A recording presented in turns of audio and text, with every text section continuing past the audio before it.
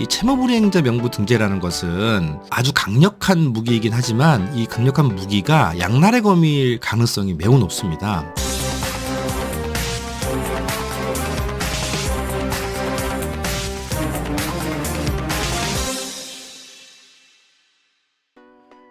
안녕하십니까. 채권 추심하는 배구현 팀장입니다.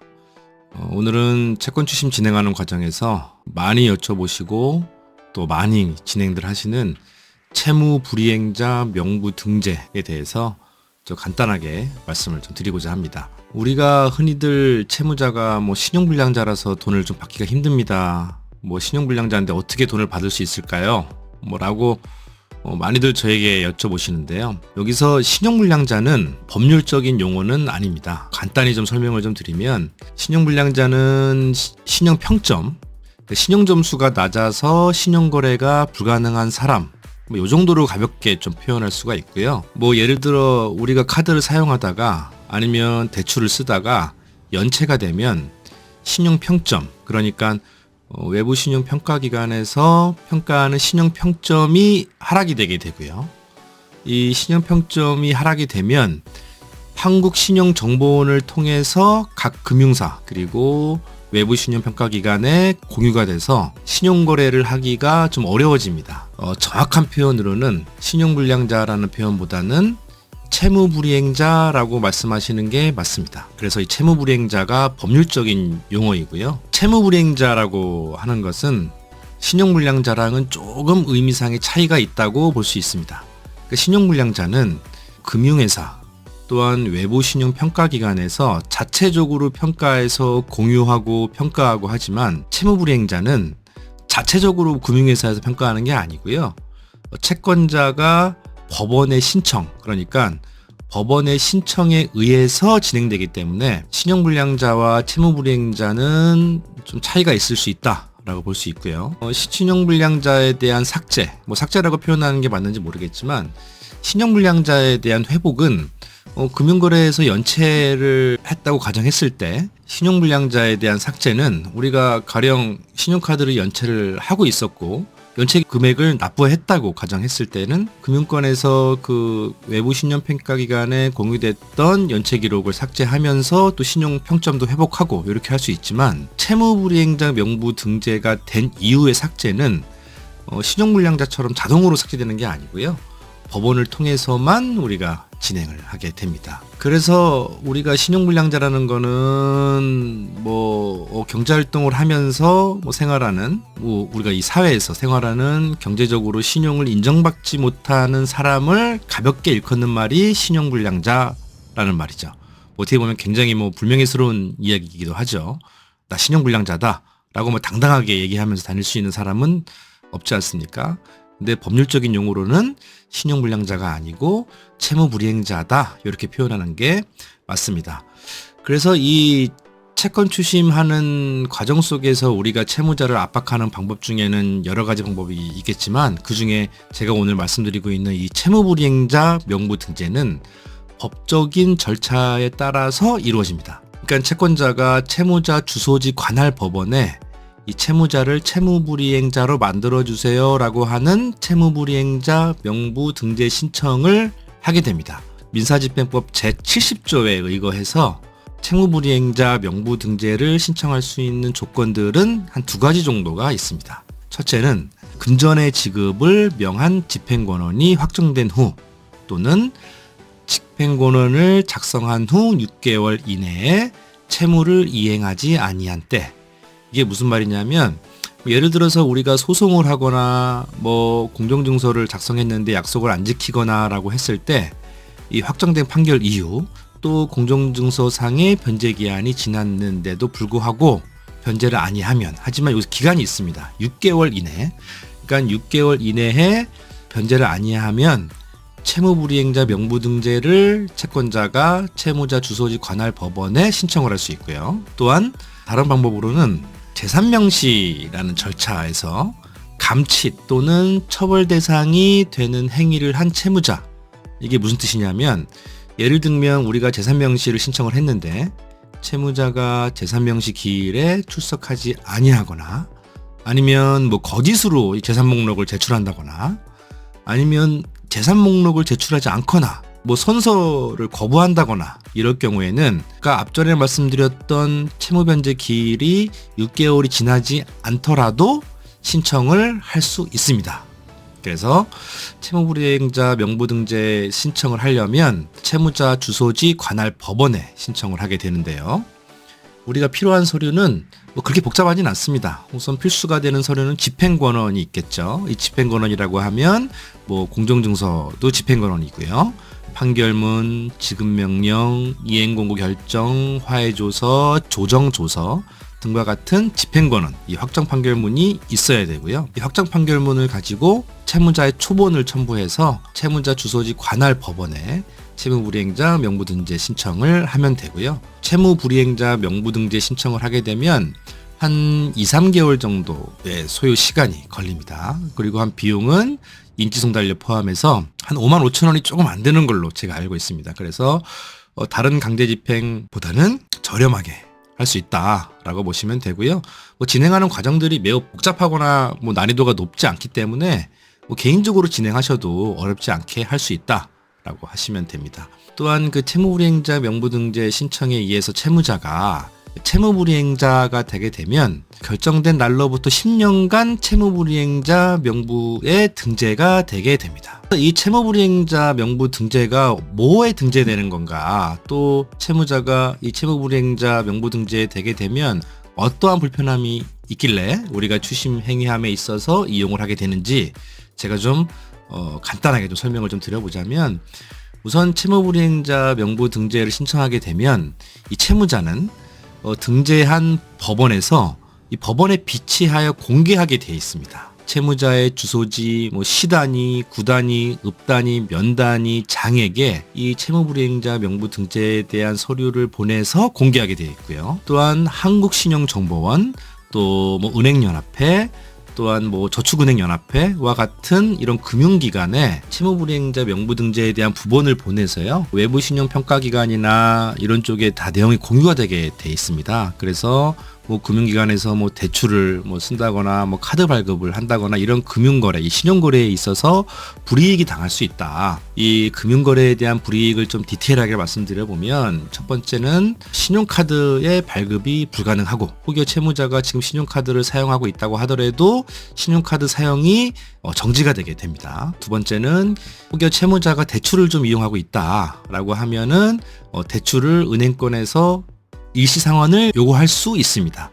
이게 어떤 내용이냐면, 혹시 뭐 은행 대출 하셨을 때 뭐 약관 같은 거 우리가 온라인이든 은행에서 자서할 때 내용을 잘 읽어보셨는지 모르겠지만, 은행 대출 진행할 당시에 기한의 이익의 상실이라는 규정을 기재하는 것이 대부분입니다. 이게 무슨 말이냐면, 채무자가 뭐 압류가 되거나 뭐 채무불이행자 명부 등재가 되면 기한의 이익을 상실하여 일시상환을 요구할 수 있는 규정이 은행에서 대출이 승인될 때, 또 대출이 실행될 때 기입되게 됩니다. 그래서 대출을 이용하고 있다가 채권자의 신청에 의해서 채무불이행자 명부등재가 등재가 되면 은행에서는 이용하고 있는 대출을 일시상환을 요구할 수 있고요.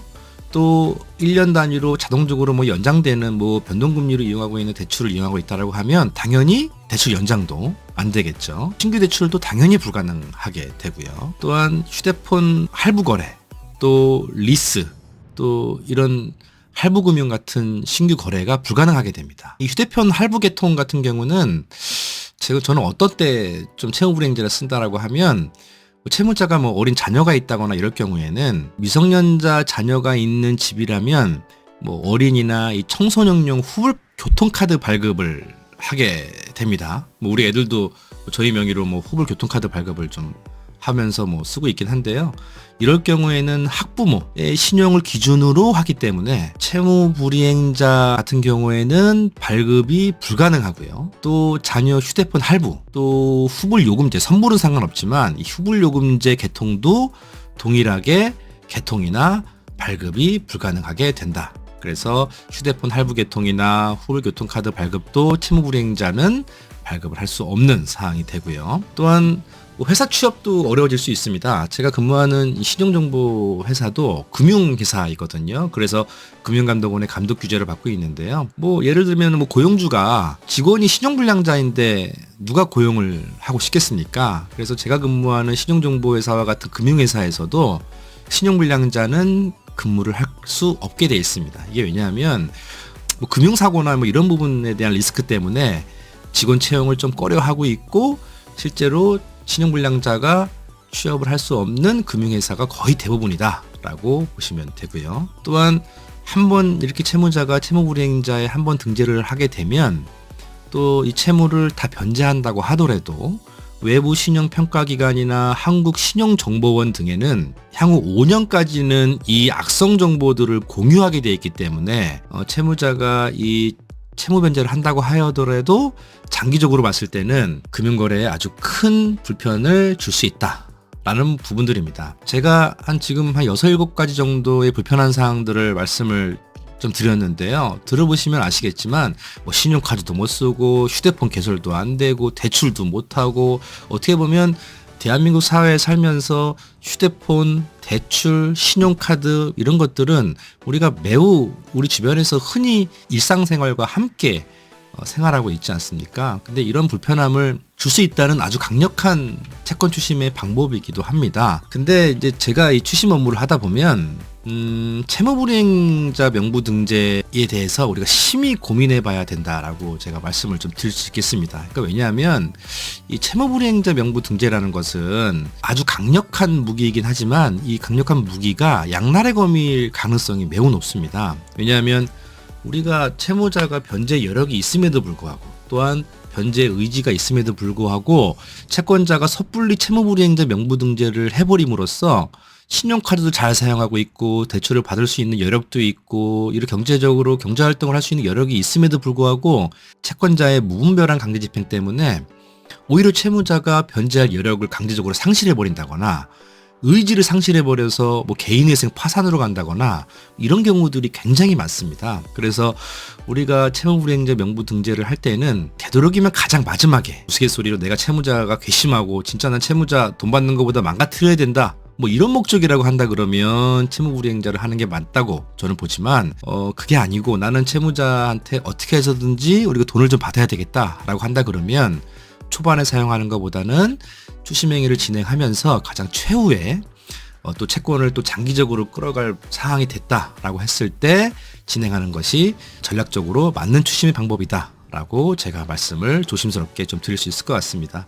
그래서 제가 앞전에도 말씀드렸다시피 우리가 채무자가 부모를 죽인 원수도 아니고요. 우리는 채무자한테 받아내야 될 채권, 이 채권에 대해서 단돈 1원이라도 더 받아내는 게 우리의 목적인 거고, 그것이 진정한 채무자에 대한 복수이자 승리인 것이지, 채무자를 죽이거나 또 망가뜨리려고 또 괴롭혀서 이런 한풀이 이런 감정 소모하는 데 있어서 결국에는 다 시간이 지나 보니까 결국에는 의미 없다, 이렇게 보는 겁니다. 그래서 우리가 채무불이행자 명부등재와 같이 이런 강제집행을 진행할 때는 꼭 채무자가 지금 어떤 상황에 처해 있는지 면밀히 검토하셔서 우리가 전략적으로 추심 진행을 해야 되고요. 간혹 변호사 사무실에서 판결문 확보했으니까 재산 명시부터 하시죠. 또 그 이후에 재산 목록을 제출 안 했으니까 바로 채무불이행자 하시죠. 이런 상태에서 저한테 채권을 넘어오는 경우가 있어요. 예를 들면 팀장님, 변호사 사무실에서 재산 명시하고 채무불이행자에서 다 하라고 했더니 채무자가 오히려 더 숨어버렸습니다. 이거 어떻게 하죠? 이런 경우 굉장히 많거든요. 이게 왜 그러냐면 채무자가 어떠한 상황에 처해 있는지 사전에 확인하지 않고 책에 나와 있는 대로 꼭 수학 공식과 같이 추심을 하려고 하기 때문에 이런 상황이 발생하거든요. 그래서 제가 누누이 말씀드리지만 추심 진행하는 것보다 더 중요한 거는 사전에 채무자가 어떠한 상황에 처해 있는지 정확하게 조사를 좀 해야 되고요. 우리가 데이터상 외부 신용평가기관에서 조사하는 조사 데이터 말고도 백 팀장은 실제로 방문해서 또 채무자가 면담도 해보고 또 채무자의 직장도 방문해보고 거주지도 방문해보고 이런 실질적으로 방문해서 얻어낼 수 있는 정보들을 종합해서 채무자에게 맞는 추심 전략을 짜는 것이 가장 중요하다 이렇게 생각을 합니다. 그래서 오늘은 그 채무불이행자 명부등재에 대해서 신청하는 방법부터 우리가 전략적으로 어떻게 사용해야 되는지 좀 간략하게 좀 설명을 드렸는데요. 제가 누누이 말씀드리지만 채무자는 부모를 죽인 원수가 아닙니다. 우리는 채무자를 단순히 돈으로 봐야 되는 거고요.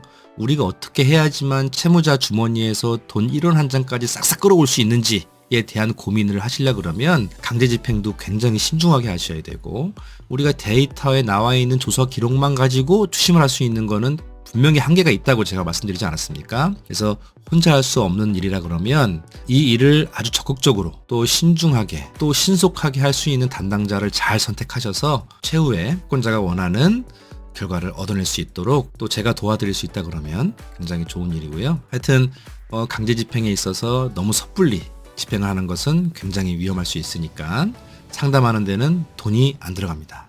채권자 분께서 현재 처해 있는 사항들에 궁금한 점이 있으시면 언제든 저한테 전화 주시면 때에 따라서는 제가 무료 방문도 해드리고요. 저는 조사비는 절대, 또 착수금도 절대 받지 않으니까 편하게 말씀 주시면 우리 채권자 편에 서서 또 계약 조건들도 채권자하고 저하고 잘 조율해서 원하는 목표 얻어낼 수 있도록 열심히 한번 해보겠습니다. 하여튼 오늘 저녁 시간도 알차게 또 여유롭게 잘 보내시고요.